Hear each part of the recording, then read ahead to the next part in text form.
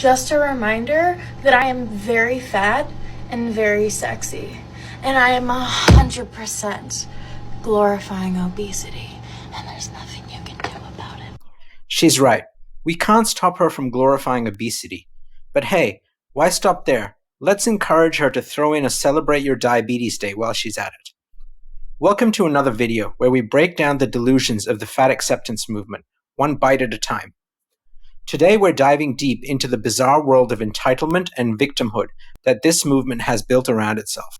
In this video, we've got influencers who think that normal-sized people should pay more so that fat people can be more comfortable.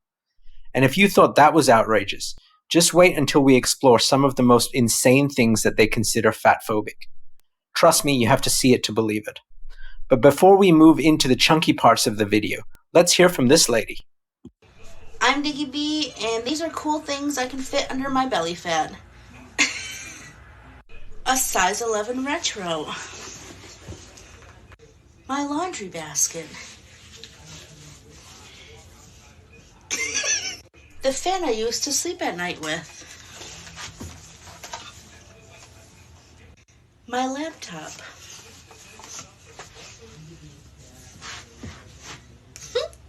My scale I never weigh myself with. Get in there. Ooh. And yo, motherfucking trash ass opinions about my weight. Don't do that. I can't help but wonder what else is hiding under there that she might have forgotten to remove. Maybe her TV remote or a sandwich for later? Now this next woman is a well-known fat acceptance travel influencer that has a petition in place with the FAA requesting that all plus-size passengers get a free second or third seat on planes so that they are comfortable.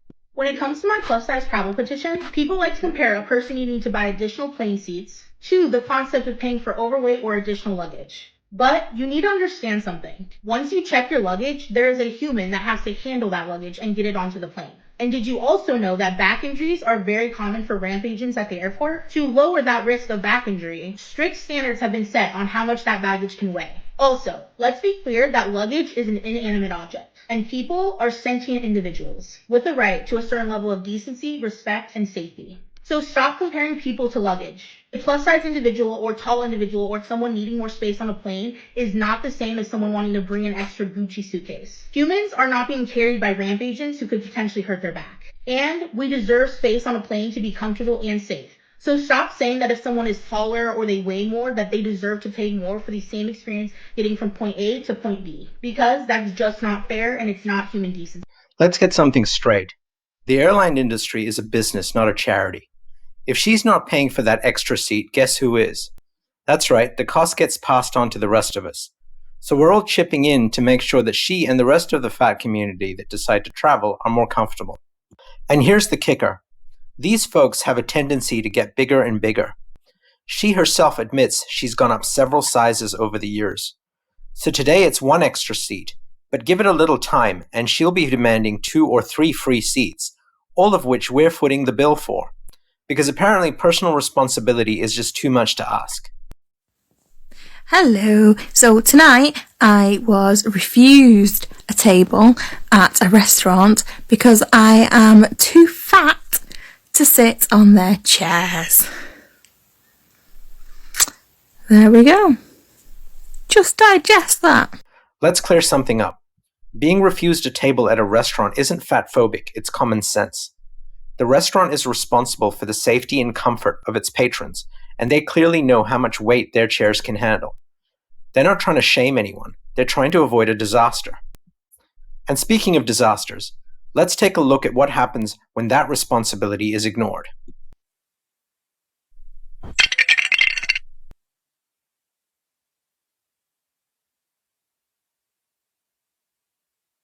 This is exactly what the restaurant was trying to avoid.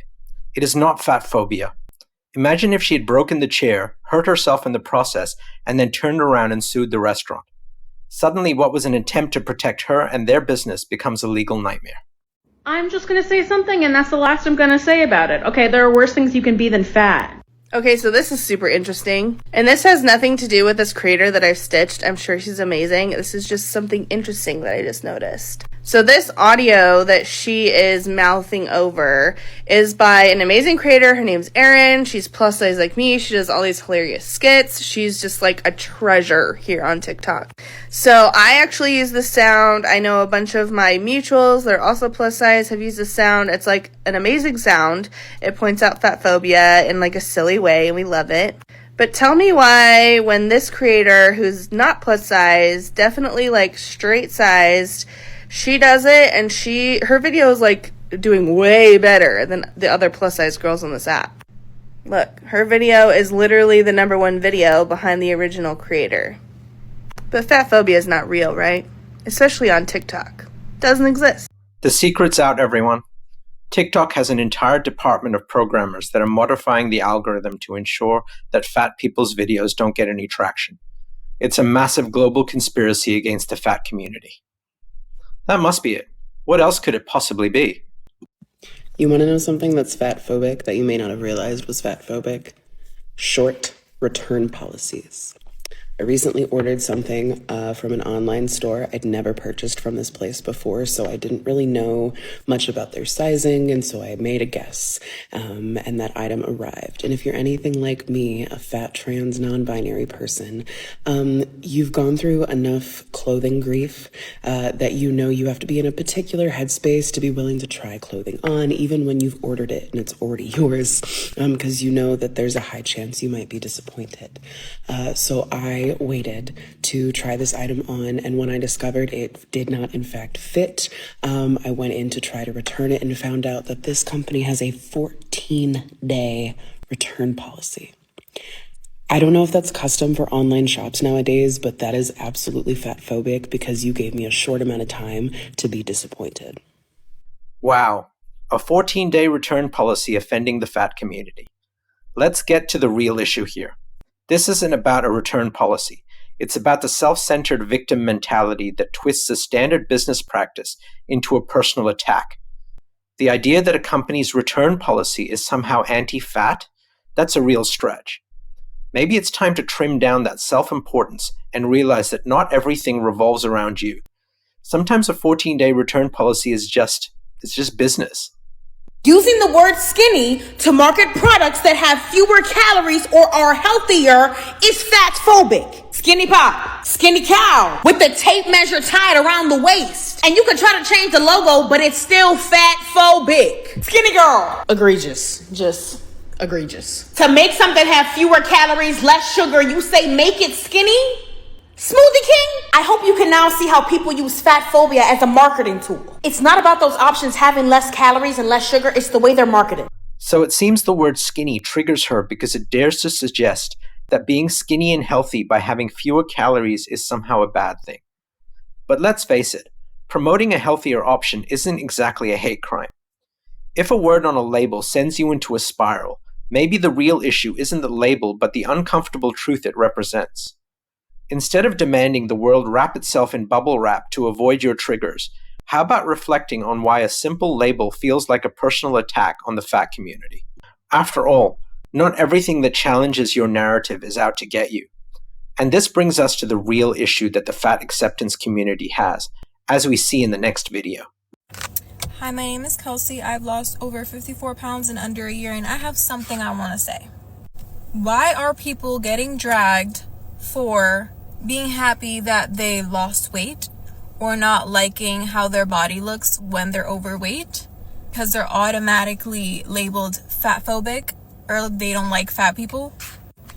How someone feels about their body has absolutely nothing to do with you. If someone is talking out of their personal experience, like for example myself, I did not feel the happiest about my body when I was bigger, but that is me. If you are happy with being overweight, that is on you. Nobody is talking about your body. I'm talking about my personal experience and how I felt being overweight, and suddenly people are so offended. Just because you are fat or overweight doesn't mean you need to be happy with being fat or overweight.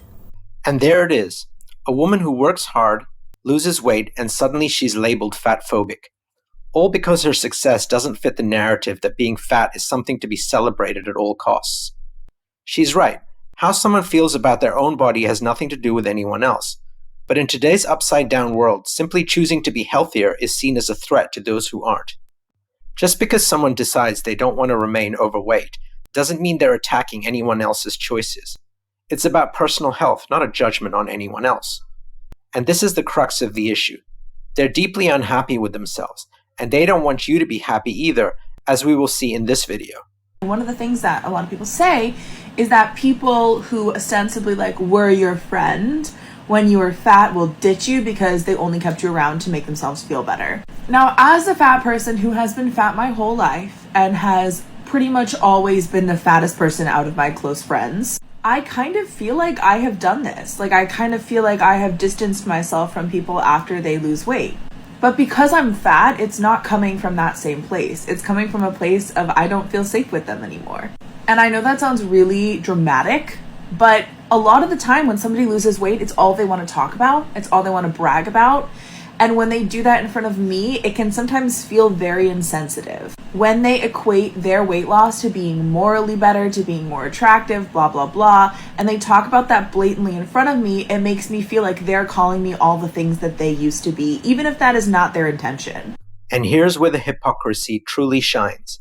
This woman openly admits that she stops being friends with people after they lose weight, simply because it makes her feel bad about herself. Fat acceptance isn't about acceptance, it's about insecurity. They demand acceptance at all costs, yet they're quick to reject others for making different choices that don't align with their narrative. This isn't just a one-person issue, it's a widespread problem within the movement. We've seen it time and time again. A TikToker sheds some pounds and suddenly he's labeled fatphobic. The actress Rebel Wilson is called fatphobic because she did not include plus-size options in her clothing line. And singer Adele is labeled fatphobic when she decided to prioritize her own health by losing weight. The irony is that if these critics put as much effort into actually physically running as much as they do into running from their own shame, they wouldn't be in this situation. It's easier to attack someone else's success than to confront the uncomfortable truth that change is possible and sometimes even necessary. Thanks for watching. Please like, subscribe, and feel free to leave a comment below.